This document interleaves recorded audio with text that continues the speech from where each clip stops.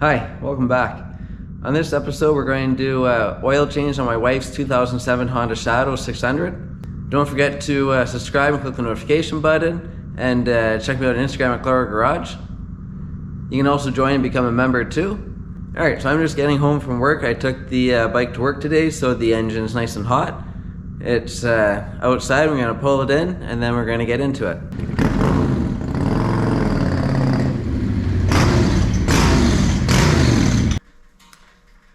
Alright, so we're going to pull the drain bolt out, but before we do that, we're going to loosen off the dipstick on the right hand side of the bike.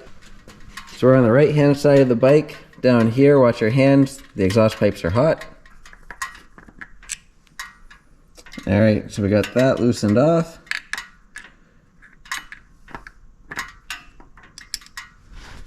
I'm just going to let it sit offset on the hole just to allow the fluid to drain out. Alright, and now we're on the left hand side of the bike. And we're going to go underneath and kind of towards the front.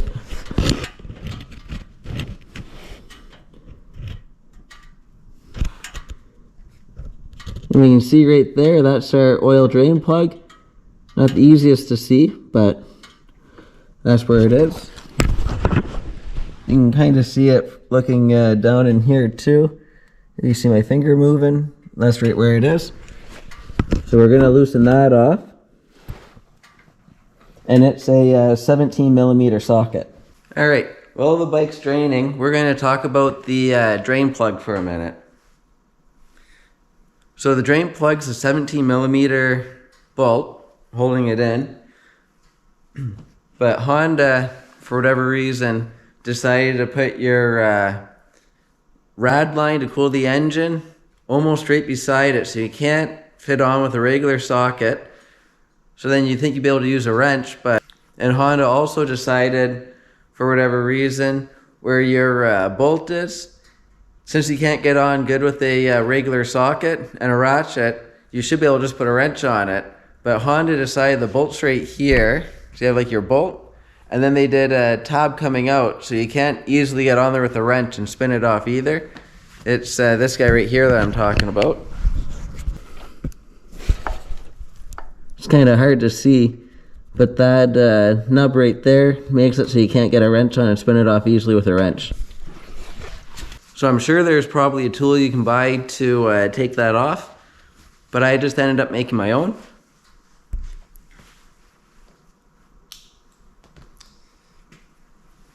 So I made this socket here. It's a spare 17 millimeter socket that I had, and I cut part of the front off and part of the back off to make it much more low profile. So this is one of my regular sockets that I would normally use. So you can see the depth difference there. It's quite a bit. And these are the two halves that I cut off of the socket that I made. So here's my socket. That would have been the top portion, and that would have been the bottom portion. So the socket was quite a bit longer, but now it's this long. And when you put it on the ratchet, it leaves you enough to get in with enough bite.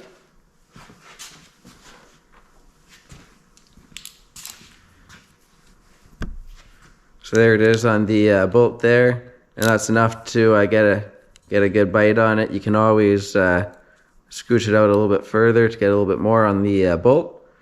But this ended up working quite well for me, and I already had a spare socket kicking around from an old socket set that I never used. So I used it for that to save myself money and be able to do this job without having to wait for a part or anything to come in. So I'm sure there's other better ways to do it maybe, but I found this worked pretty good for me.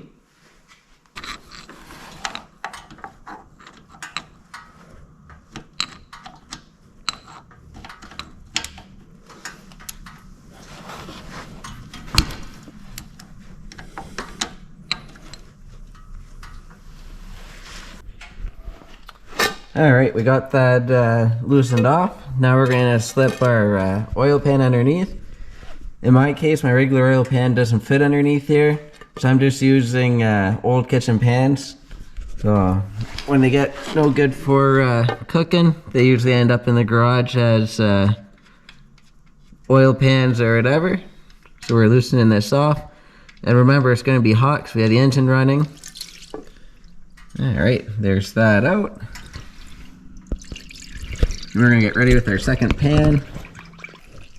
Alright, and now that we have the oil draining, now we're going to loosen off the oil filter. So we're on the left side of the bike, and we're kind of in where like your front chain drive sprocket would be, kind of just behind the kickstand when the kickstand's down, and your oil filter is right underneath there.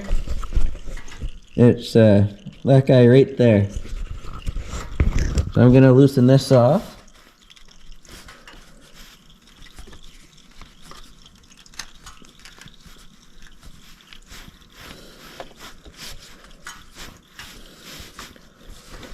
And remember, it's going to be hot too. So I got it loose. Now we're going to put my pan back underneath, catch the oil that comes out of there.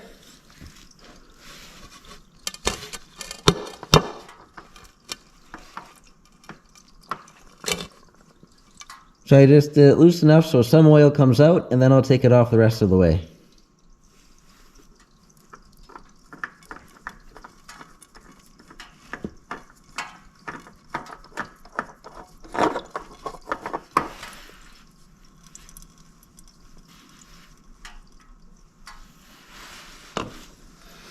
And there's our oil out.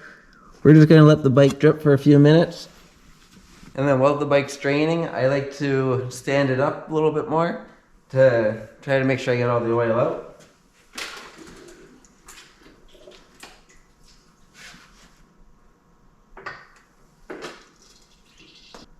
And then while that's draining, if you don't know how much oil your bike's supposed to take, we can look in the owner's manual, which is just on the right hand side of the bike behind the side cover, and it just pulls off. So you just put your hands on it, give it a little pull out, and your cover is actually right on the back side of this cover, or your manual is right on the back side of this cover. So in your manual, on this bike in particular, starting on page 81, it tells you what the torque specs are for the oil filter, and that is 19 foot-pounds or 26 newton meters. And then the oil drain bolt is supposed to be torqued to 22 foot-pounds or 30 newton meters. And this bike is supposed to take 2.38 US quarts or 2.25 liters of oil. So it doesn't take that much oil.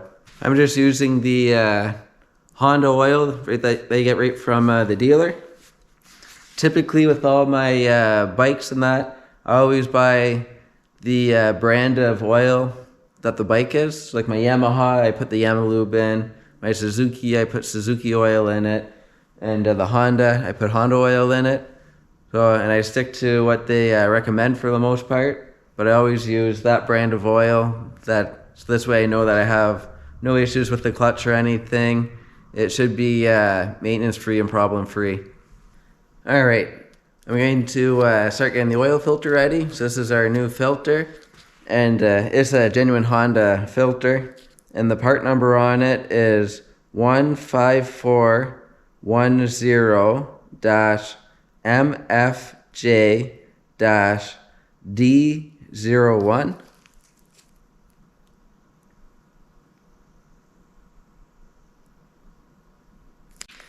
So I'm going to open this up.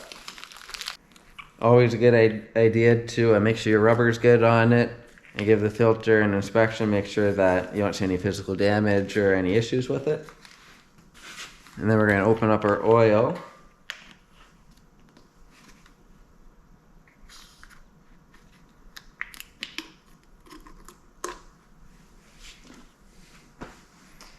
And we're going to dump a little bit of oil into the filter, but not too much since it's a sideways mounted filter. We don't want to spill a bunch of oil. but we are going to put a little bit in so it's partly filled. So we're just going to put just a little in.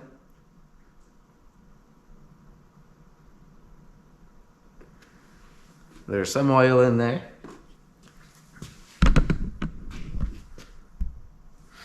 And then we're going to, a little bit of the oil that's on the top, and we're going to put that on the seam. And we're going to put that on the seal, I mean. Actually put a little bit more oil in here. So now we got that coated half decent. So now this filter is ready to go in. We're going to put it down out of the way, but where we can reach it. And we're going to go underneath the bike. And we're going to make sure that surface that it mates on, we're going to make sure that the old O-ring is gone. Because sometimes the O-rings will stick. And if they do and you put another one on, you'll end up having an oil leak and it turns into a big mess and you could potentially lose a motor. So we're going to go down, we're going to check for that. We're going to just make sure the surface is clean and clear. We're going to give it a final wipe down. And then we're going to throw this right on. We're going to screw it right on. And then that portion is done. All right, so this is the surface we're inspecting, making sure that that rubber is gone. And now we're going to give this a quick wipe down, and then we can put our new filter on.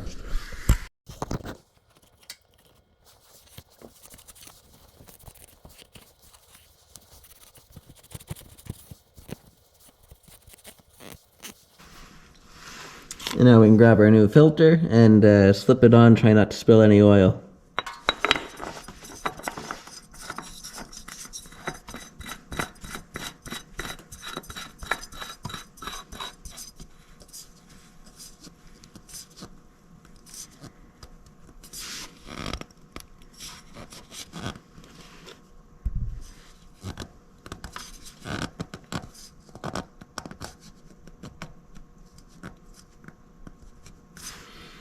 Alright, that's good for the filter, and now we can move to the front of the bike.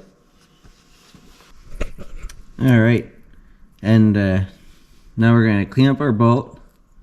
We're going to put a new crush washer on, so we get a good seal.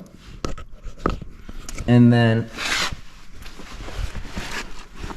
we're going to come to the front side of the bike.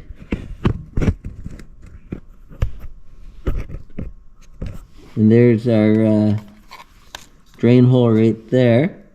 We're going to give that a final wipe down, and then we can put our drain bolt in. And looking from the top of the bike, I can actually see the hole pretty good from right here, but on the camera I don't think you can really see it. So we'll give it a little wipe.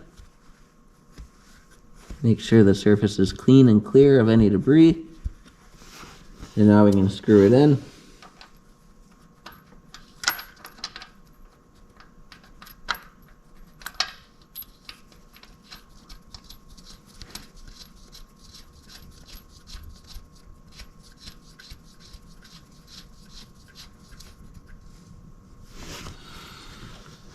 And now we can tighten it on all the way.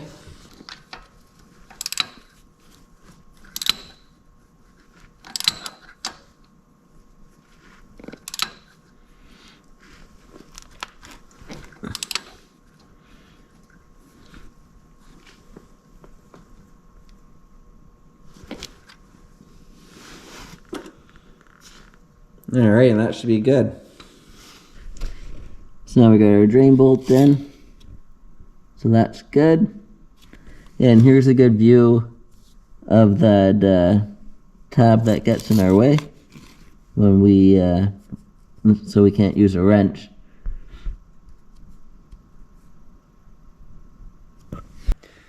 Alright, now we're on the right hand side of the bike and we're ready to start putting oil in. So we're going to pull our dipstick out and we'll give that a quick wipe off too while we're here.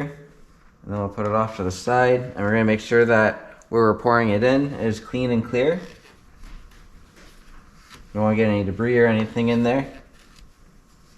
So now we're going to take a clean funnel and we're going to stick it in so we don't make a big oil mess. So this container is 3.7 liters or 1 US gallon, and we need about 2.25 liters. So we're going to start to slowly pour this in, but we're going to try to make sure that we don't put more than half of this in, and then we'll start checking our oil level.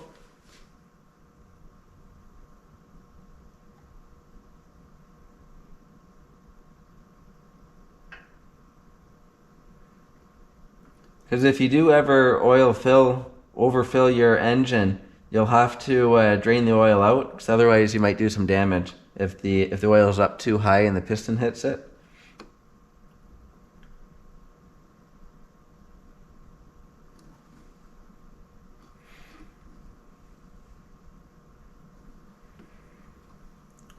So you might find it easier to buy 3 1-liter containers. You dump 2 in. It should be enough for you to run the bike, let it sit for a few minutes, and then you adjust it with your third one afterwards. And these containers don't have the oil sight line that most containers do, so that's kind of a bummer. But I think we're closest there. So we're going to pull this out.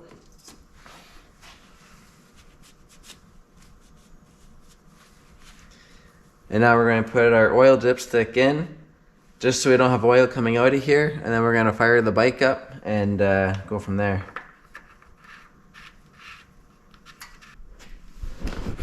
So when we fire the bike up, we're going to keep a close eye on our low oil pressure light, because if we don't have enough oil in the engine when we fire it up and that light stays on for longer than it should, we could be causing damage, and we got to shut the bike down immediately to save the engine and add more oil into it. So we're going to turn it on, and as long as the oil light goes out, we're going to let it run for a minute or so.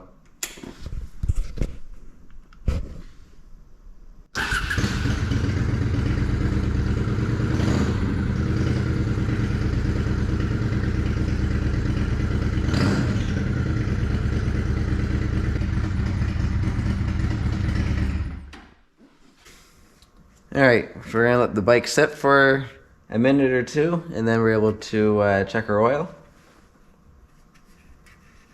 Alright, so when we're checking our oil, here's our dipstick, and there's 2 lines on. I'm not sure if you can see them or not, but there's an upper line and a lower line. And we want the oil to be in between those 2 lines. If it's below the lower line, it needs more oil, and if it's above the upper line, there's too much oil in it. And when you check your oil level, you don't screw it in all the way. You just place it in place and make sure it's seated all the way, but you don't screw it in. Otherwise, that will throw you off on your oil level. So we got it sitting there, and now we're going to bring the bike up onto center, so the bike's sitting straight up and down, and then we'll slowly go back down, and then we can look at our level and see what it is.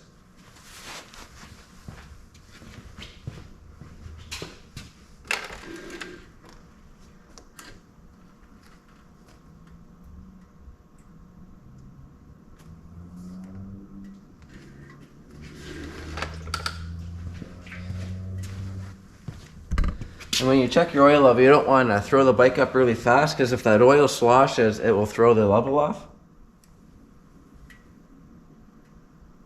So looking at it, we're barely on there, so we're going to add more.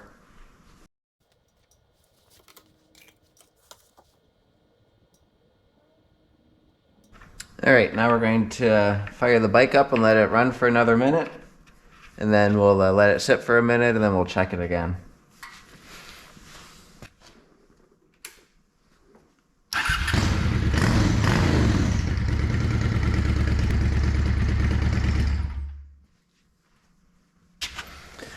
Alright, it's been a couple minutes. So now we can pull our dipstick out, and we can check our level. So we'll pull a dipstick out, and we'll give it a wipe off so we get a good reading. And now we'll put our filler back in, but we're not screwing it in. And now we can upright the bike and then put it back down and check it.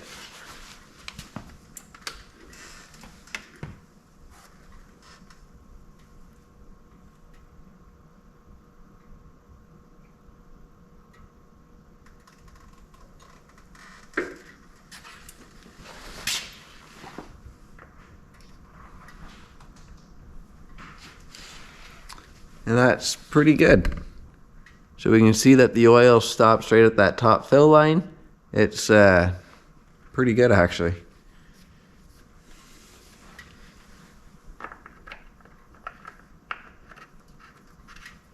So we'll put this in and we are good to ride.